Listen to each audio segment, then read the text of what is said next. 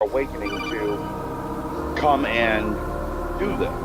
The problem with this interview, if you read the whole interview, you might actually have sympathy for these people who have agreed. I already have sympathy because these guys gotta eat and drink their own. Yeah. For as long as they gave it plus some. Like, yeah. So I mean, I do feel sorry for them, but at the same time, you're assholes. They are, but they also, but we are better for it. Without the Luciferian contract, I mean, Lucifer and Satan and the devil were never combined together until the 1854, 1856, when an English playwright described Lucifer as Satan. That was the first time ever in history that Lucifer and Satan were the same being. Now, the Bible says that God struck Satan down. No, Satan or Lucifer down. Lucifer was God's favorite. He is the light. He is the bearer of the light. He is also, the Statue of Liberty is not female. It's actually Lucifer. But that's another side topic. Because that's the light bearer. That's why he holds a torch. It's why he has justice in his other hand.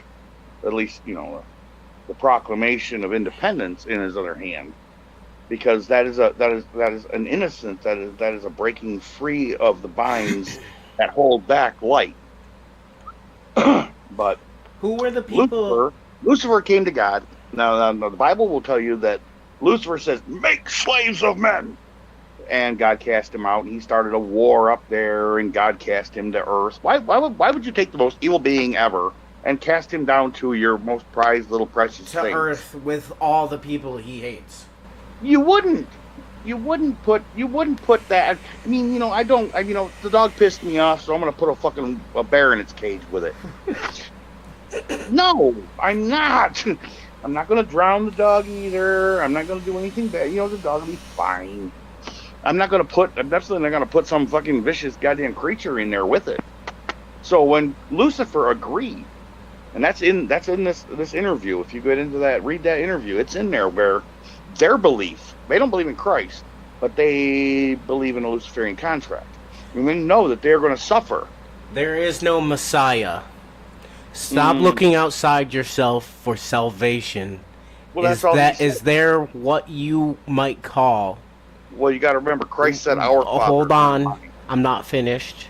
Is there what you might call a Christ consciousness alive then? Yes. In a manner of speaking, though not in your third density dimensional awareness. So it all comes down to consciousness. That's what it all comes down to. Yep. Getting closer to God means you're expanding that awareness bigger and bigger and bigger. And the observer creates reality. Wham. They don't believe in a Messiah because the Messiah is something totally different. All right. Wait. Who are you? Oh. The bloodlines. Yeah. The bloodlines. I'm reading and scrolling down as I sit here and I'll listen to you. And if I come up with something interesting and I want to read it, I'm gonna let you know. I think that's the full 80 page, isn't it? That's the second link. This has 60. The first one has 60. The second one has the rest. Okay. I would recommend the second. I mean, there's a lot of piddly shit in there to read, but I've read the entire interview. In fact, the Hidden Hand continued the AMA. Ask Me Anything. He continued it for 2 days longer because of the responses he was getting, and he wasn't supposed to, but he did. Now, wow. Understanding, it's going to be another 3 years before it's 2023, 2022, 23. I think it's another 3 years before they have to address the public again. And this is mandatory. This is per the Luciferian contract that they have to do this. But it's from time to time.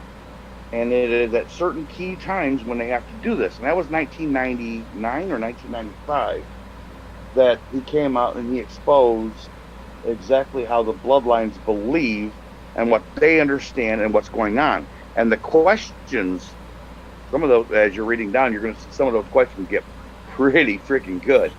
And Pause. I have to read this. This is a good. I think this is a good chunk where this could wake people up a little bit more. I feel like because this is recent, talking about John McCain and Barack Obama. This is within the past 15 years of my life. Okay, this is kind of insane.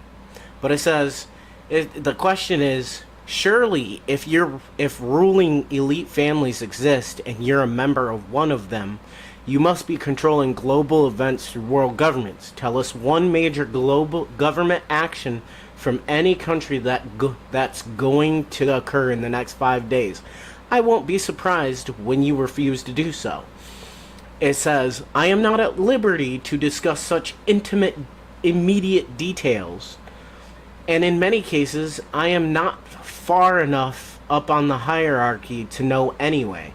Typically, I would receive a call a day before the enactment of a major event just to say something along the lines of this part of such and such a plan will take place tomorrow in such and such a way.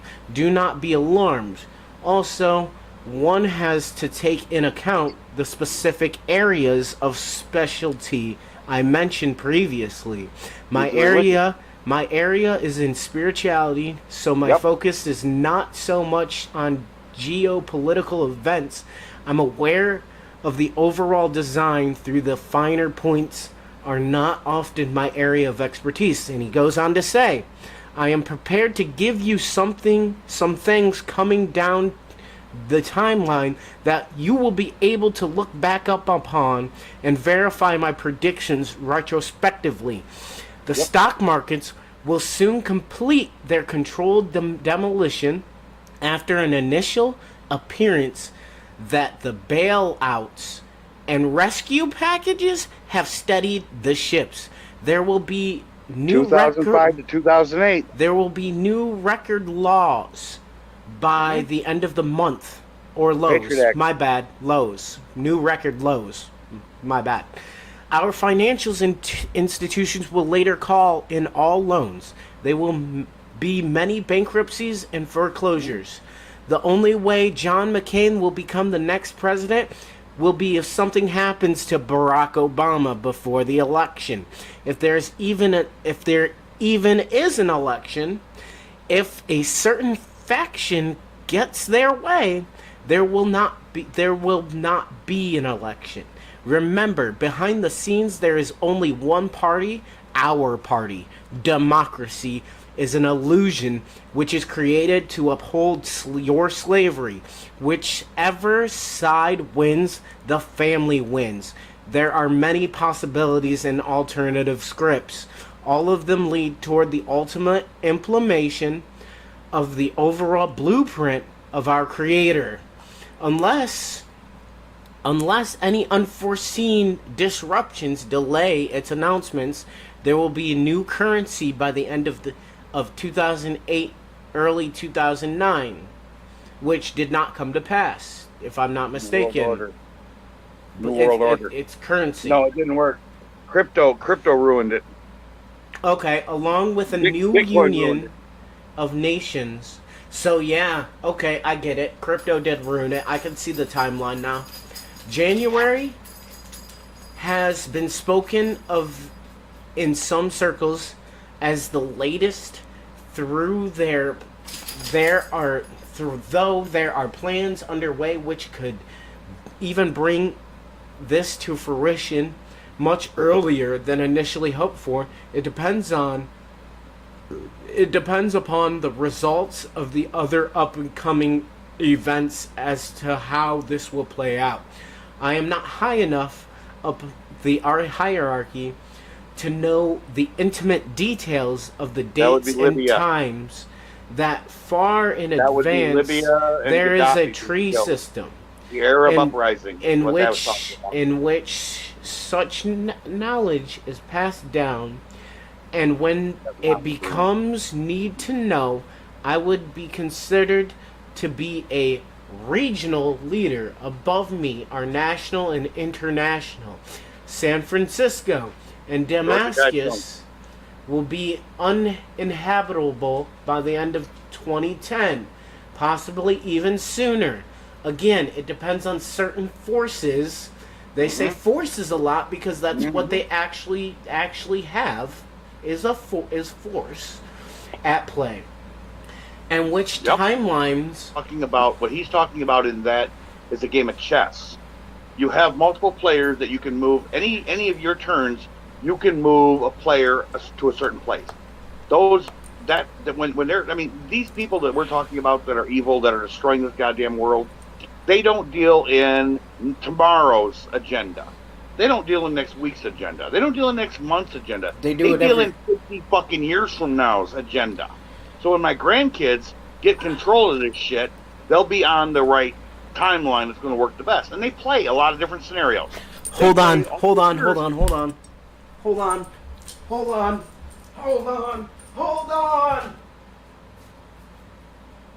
Oh, I may have just hit a switch. You going to grab a chessboard? All right, no, we got dead air. We're on podcast. So I'm just going to tell you, this is Links on, I don't remember the name of the dog on it. I know, but I was talking to the phone. I'm talking to the phone. I'm still on a podcast right now that you're interrupting.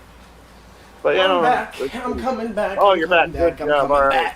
I tried to fill in some of the dead air with conversation, and now I'm getting a.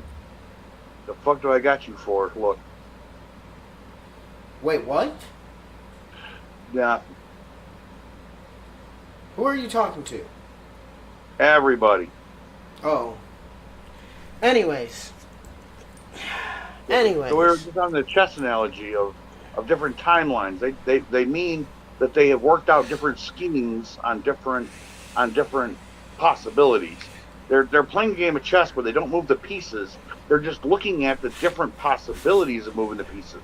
Maybe the bishop diagonally all the way up to the king's rook's 4. You know, maybe that would be a good maneuver to that would be in that regard. That would be what he means by timeline.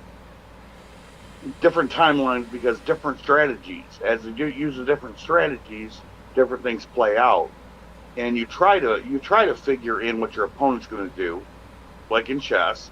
So which timeline is going to work the best? And in timeline in that regard, they're not talking about actual time travel, because if they had that, they would already figure this shit out. And we'd already be all completely fucked. I mean, completely fucked. We'd all be spitting out babies in cells, and the robot would take the baby off and make it into a corn farmer, and it would never see another human being ever. It would have a robot, you know. It would do that. I mean, if they already won, if they had time travel, they'd already won. True, that's a fact. That's a fact. They can't. If they could definitely time travel, they could. But somebody's out here time traveling factually. Somebody is. There are, but I don't. But I think we have evolved. By the time that happens, I think we at least evolved up to a point where the Luciferian contract is going to expire. Well, it has to. The Luciferian contract will expire. I'm not sure of the dates. I'm thinking I think it actually goes along with Revelation, but which in that case I know it had nothing to do with 2012, because December 21st, 2012 was just the end of life as you know it. We're only using the Roman calendar. It's not even like that, even though. Yeah, we're using the Roman calendar and right, shit like that. The Mayan calendar is only 8 seconds off over 100,000 years. Every other calendar we have is flawed to fuck. But the Mayan calendar is actually more accurate than any calendar system we have. And if you asked anybody in 500 years when the shift in consciousness changed, they'd probably say, right before Christmas in 2012. Yeah. Because I saw it. I knew nothing was going to end like Y2K. Oh, the planes are going to fall out of the sky because